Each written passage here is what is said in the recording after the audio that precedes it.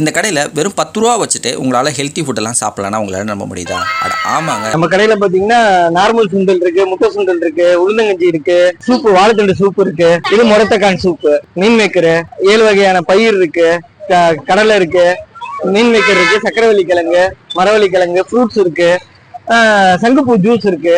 இது எல்லாமே நம்ம கடையில் இருக்குண்ணே.